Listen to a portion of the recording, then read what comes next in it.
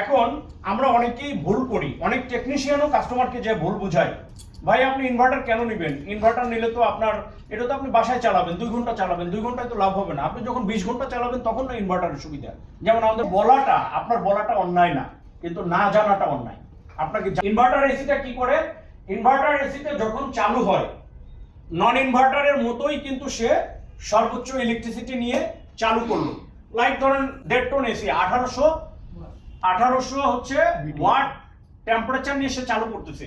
এখন 1800 watt temperature মানে electricity নিয়ে চালু হওয়ার পরে যখন তার অ্যাম্বিয়েন্ট টেম্পারেচার 25 আপনি করে রাখছেন, অ্যাম্বিয়েন্ট টেম্পারেচারে যখন সে চলে আসে, সে আস্তে আস্তে তার লেভেলটা কমায় দেয়, ইলেকট্রিসিটি কস্টিং এর লেভেলটা কমায় দেয়, এবং 25 ডিগ্রি টেম্পারেচারে যখন চলে আসে তখন এই কম্প্রেসারটা কি হয়, নিউট্রাল পজিশনে চলে আসে। নিউট্রাল পজিশনে যখন চলে আসে কম্প্রেসারটা কিন্তু বন্ধ হয় না, কম্প্রেসার বন্ধ না হয় নিউট্রাল পজিশনে আসে। নিউট্রাল পজিশনে যখন কম্প্রেসারটা চলে আসে তখন ইলেকট্রিসিটির কস্টিং একেবারেই 0.05, অর্থাৎ এখানে আসলে কোনো টাকা ওইভাবে খরচ হয় না।